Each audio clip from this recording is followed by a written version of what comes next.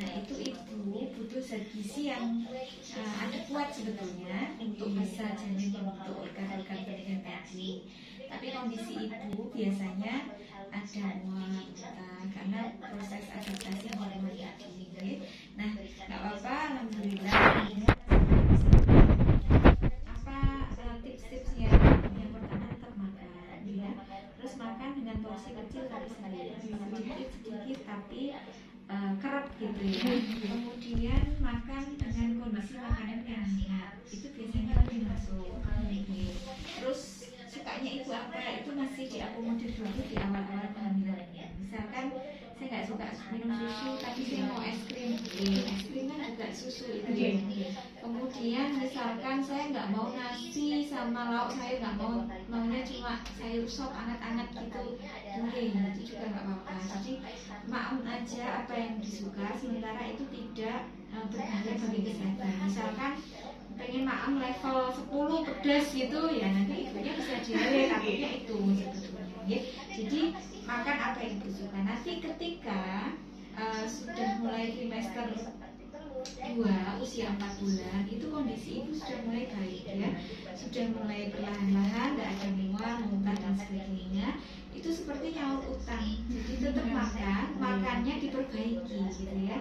Apa yang harus dimakan lengkap, ada nasi, ada lauk pauk sayur, terutama pada lauk pauk, karena lauk pauk itu mengandung protein itu nanti bisa berperan dalam pembentukan jaringan-jaringan tubuh itu tadi. Kemudian ketika nanti janin itu lahir, dia tumbuh dewasa itu tinggi badannya itu maksimal gitu. Meskipun misal ayah ibunya pendek katakan, dia tetap bisa tinggi ketika protein dalam kandungannya tercukupi gitu ya. Jadi yang didobeli itu lauk pauknya, bukan nasi atau sayurnya. Porsinya normal aja kalau nasi sama sayurnya.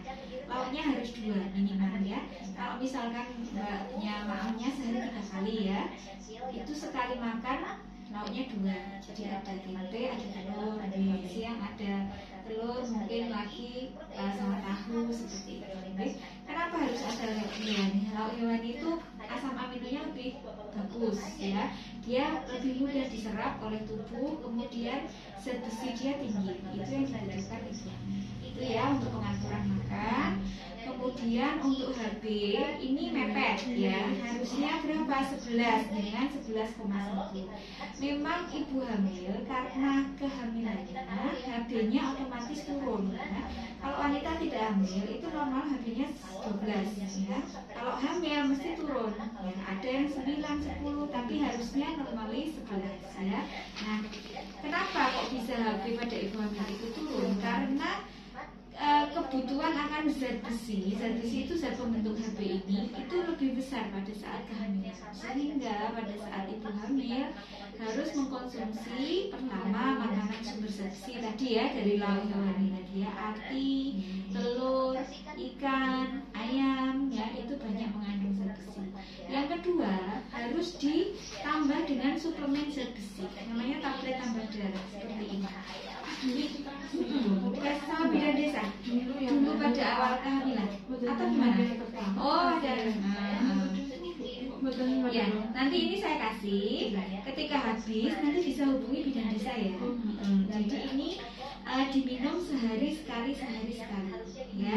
Sampai berapa? Sebetulnya sampai 90 tablet. Jadi 3 bulan selesai ya kalau teratur minumnya sehari sekali gitu. Nah, ini diminum untuk apa? Untuk menjaga agar HB-nya tetap dalam kondisi normal. Kalau misalnya HB-nya kurang, untuk menaikkan HB-nya agar dia berada dalam posisi normal gitu ya. Nanti diminum, saya beri tablet. Minumnya nggak boleh sambil minum teh atau kopi atau susu. Boleh minum teh tapi nggak boleh bareng saat minum ya. Kenapa? Karena teh itu mengandung zat tanin, dia menghambat penyerapan dari zat besi ini gitu. Minumnya dengan apa? Boleh air putih, boleh buah, boleh, karena vitamin C itu justru memperbanyak penyerapan dari zat besi. Kemudian kenaikan berat badan juga dipantau ya Mbak ya. Dalam trimester pertama ini naiknya mungkin tidak banyak, cuma setengah kilo dalam 1 bulan. Biasanya kalau dengan bulan ini nimbang, bulan berikutnya nimbang, mungkin nggak banyak naiknya karena masih di awal. Nanti ketika trimester 2 itu naik naiknya 1 kilo sampai 1,5 per bulan. Kemudian nanti trimester 3 itu banyak lagi, bisa sampai 2 kilo per bulan. Jadi memang sesuai dengan bayi itu, karena janin itu nanti cepat sekali naiknya di trimester ketiga.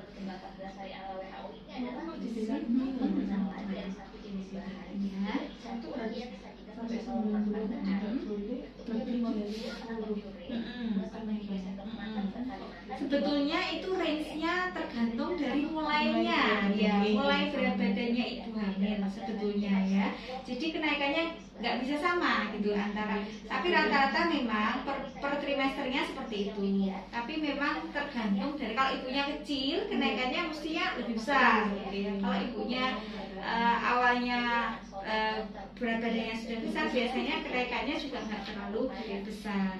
Biasanya seperti itu. Jadi range-nya biasanya antara 10 sampai 15-an. Dari awal sampai melahirkan. Kemudian ini putra kedua, yang pertama usia berapa? 3 tahun. Sudah tidak ASI ya? Sudah tidak ya, alhamdulillah. Jadi sekarang bisa fokus untuk janin. Kemudian nanti ketika putranya lahir disusui dengan ASI ya. Yang dulu juga ASI. Ada permasalahan untuk mindset atau apa? Nggak ada ya? Awal-awal ini kan saya pumping terus itu sampai ya beda-beda. Tapi ya tetap saya makan. Iya, tetap ya. Jadi cuma putingnya lecet aja, tapi tetap diminumkan ke ASI-nya, ada waktu diminumkan secara langsung ya. Oke. Sampai sama itu langsung.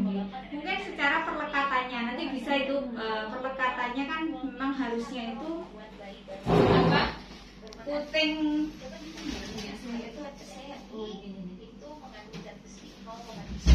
kayak diiris-iris. ya. Perlekatan ada posisi sama perlekatan ya. Kalau perlekatannya menyusui itu sebagian besar areola ini sebenarnya masuk. Iya, kan kita kadang tahu teorinya ya, tapi kadang-kadang prakteknya itu agak susah. Pokoknya hampir masuk aja sudah gitu ya. Sampai bunyi glek-glek-glek sampai pipinya menggelembung. Biasanya amoebidabi areola, mulut, bibir, bibirnya sampai diplak, mulutnya sampai menggelembung, terus bunyi yang keluar itu glek-glek. Nah, itu baru. Kadang-kadang kita kan nggak sabar masuk aja gitu. Padahal harusnya mungkin disentuh-sentuhkan dulu. Ketika dia mulutnya membuka lebar itu baru dimasukkan. Nah, soalnya suapit, kadang-kadang banyak yang sering sekali itu banyak yang drop out menyusui karena putingnya lecet. Wah, sakit sekali. Terus dia nggak tahan. Terus soal asiknya itu pripun Bu? Perah, asik perah ya. Kan masuk di itu. Kadang itu mati lah. Terus ada yang mencair. Lah saya itu ya mencair sedikit ya saya membiarkan aja, tetap tak betul saya pelankan, tapi tetap di situ kan.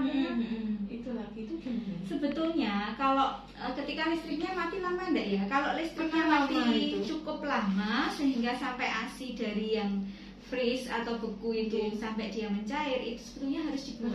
Iya. Kalau belum, artinya kalau masih berbentuk gumpalan itu mungkin masih bisa dipakai kayak gitu. Jadi kalau memang kadang eman kita ya. Tapi banyak toh Mbak. Kalau simpanannya enggak sampai semuanya ya. Maksudnya simpanannya itu banyak. Sering mati lampu. Dulu pernah Kak, betul sering cuman. Oh iya pernah, bukan ya. Sampai pernah iya. Terus pola makan. Tensi apa? Berapa ya Mbak? 134/70. Ini masih range normal, tapi jenengan gini. Iya, ini akunya pas 1. Dulu pernah kemarin, sebelum ini.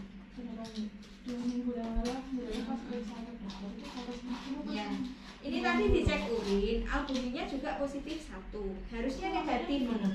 Artinya panjenengan harus waspada, punya potensi ada kenaikan tekanan darah karena kehamilan, gitu ya. Sebabnya tidak diketahui. Jadi tadinya mungkin jenengan nggak punya riwayat tensi, nggak punya misalkan. Tapi hamil itu bisa tiba-tiba tensinya naik karena kehamilan. Entah di awal, entah di tengah-tengah, entah di akhir. Nah, kita lihatnya dari mana? dari sini. Biasanya kalau ini plus banyak semakin besar kemungkinan.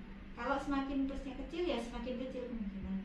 Tapi nggak apa-apa, artinya kita bisa waspada ketika itu. Oh, saya nanti ada kemungkinan, semua punya kemungkinan. Tapi ketika ada warning gitu ya, jadi kita bisa waspada. Artinya apa? Dengan periksa tensi setiap waktu, lebih sering gitu ya, lebih sering. Kemudian kurangi konsumsi garam.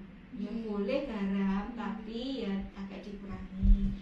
Terus makanan kemasan yang diawetkan dengan garam, misalkan mungkin sosis atau apa, kan bisa dilihat ya kandungan natriumnya di dalam makanan kemasan itu biasanya memang seringkali makanan kemasan itu diawetkan dengan garam gitu ya. Mulai mengurangi aja, nggak harus menghindari tapi mengurangi saja. Tetap makan yang nggak enak kalau nanti nggak pakai garam, malah ibunya nggak mau makan, akhirnya kurang gizi, itu tidak kita inginkan ya. Tetap makan, cuma mengurangi aja, tapi waspadanya dengan lebih ke sering kontrol tensi. Kalau misalkan ke Bu Bidan lebih dekat atau ke siapa, mungkin ada tetangga yang bisa untuk melakukan tensi, kan banyak sekarang yang mungkin bisa, itu bisa dilakukan ya, karena ada prestasi di sana juga. Tapi dulu kehamilan nggak apa-apa ya?